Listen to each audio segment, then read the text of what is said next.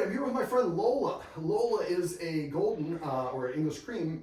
Actually, she is a cocker cream mix, which is really interesting. Beautiful dog, but she has a resource guarding problem. In this video, I'm going to show you how you can stop your dog from guarding items.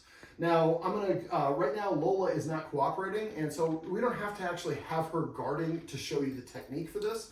But basically, when a dog has an item, they can guard a person, a place, or a thing. I have worked with one dog that guarded the air around them. Now, when they have their stuff, they don't want us to take their stuff.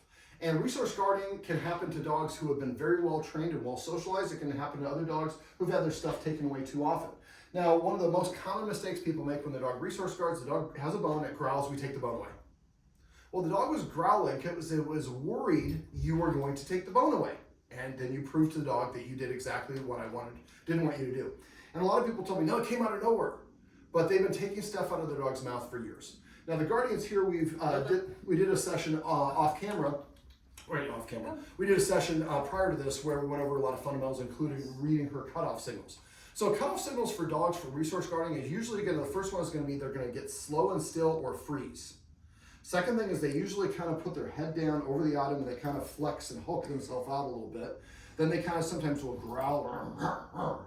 Now, when dogs are resource guarding, they will usually bite from anybody who tries to take their stuff away once they've reached that point. It's okay, sweetie. And so if a dog has an item and you need to take it away, it's better to teach them take, give, or drop, or leave it and things like that, which we've already covered outside of it. Once the dog has the item, this is the method that we're going to use. But sometimes we can just let it go. So if your dog has something that you don't want them to have, but it's not really going to hurt them, it's not a really valuable item, sometimes it's better to just let them have it.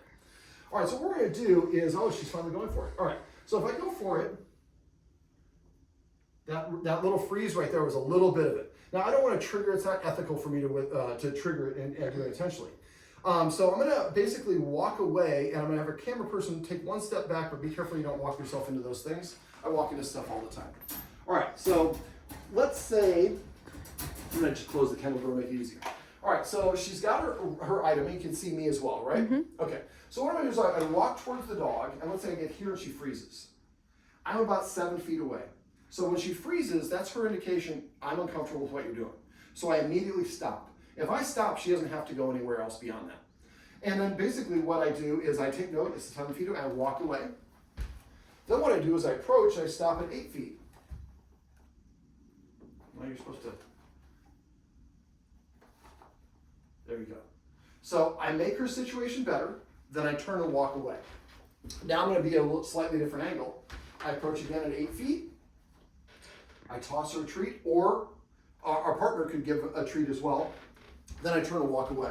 So I want to walk from as many different angles as I can, but I'm stopping at 8 feet, giving her something positive, and then I'm walking away.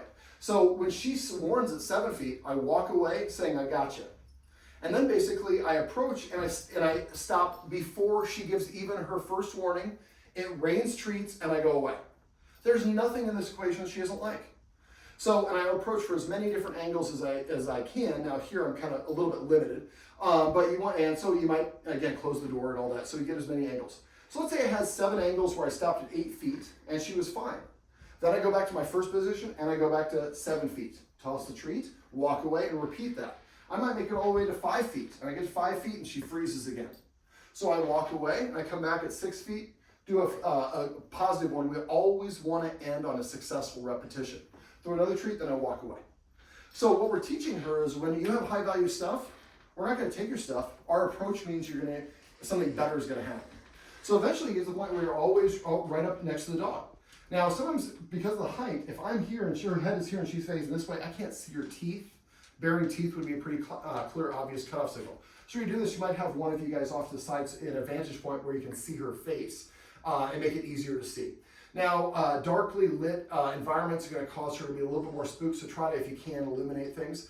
And a lot of people, when their dog gets resource guarding, they get very frustrated and, oh man, it's happening again. You should embrace it. You should be like so happy because now I know the method how to fix this. All it is a repeat of just like us. When somebody does some stuff to us that makes us feel uncomfortable, and then somebody talks to them and they see the light and then they stop saying the inappropriate things. After a while, we're just like, oh, this person is figuring it out. So that's where she's going to be like, oh, so what? And eventually get up to the point where you can pet her, and whatever, she's fine. She doesn't have any worries because you've proven that you're not taking my stuff away. Now, if I do have to take away the item, I would get her to drop if I can. And let's say I get her to drop here. Yes, I give her a treat. Let's say she dropped the item right underneath her. I might say, get it, get it.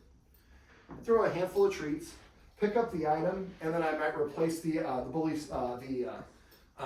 shoe with a bully stick or a toy or something that she finds appealing. So dogs do have object permanence, so they understand when we have stuff, when stuff disappears, they know that it went somewhere, so they're not dumb. Now we can also do one other thing. I'm gonna do this. I'm gonna get that one. How about get this one? So I don't want to take it from her, but there's a little bit of a concept for take, give, and drop. So when I have this, it's mine. When she has it, it's hers. When I hold it and she chews on it, it's ours. So another little thing we can do is I can have her chewing it like this, and I go like this. Yes. I don't move the item. Yeah. Very good. You're supposed to chew this again. They say don't work with dogs on TV if you're not consistent. So it's hard for them sometimes to hold it in the right position. So if you hold it for them and they're going for it, and they're chewing it, then when she gets done chewing, and she really likes the treats. So let's say she's chewing it, I would just say, give, hold the treat to her mouth. She lets go of it, I'm still holding it. And so if we're still holding it together, she's not likely to resource guard because it's not in her possession. And so again, you get to the point where you say give or drop, whichever one you want to say, and she drops it, it stays right there, she gets a treat, she gets it again. Same principle about what we did here, except for I'm holding it in this and give her. There's nothing wrong with doing it either way, but typically the first version that marching towards it is what most people are going to do when they're going to guard things. Now, if you want more information about this technique, it is from a book, I believe from Gene Donaldson. It's called Mine, M-I-N-E, with an exclamation point. Well, here's, let's go over here. Let's show everybody what a good-looking girl you are. Well, this is my friend Lola, and these are some tips and tricks you can use if you have a dog that likes to resource guard.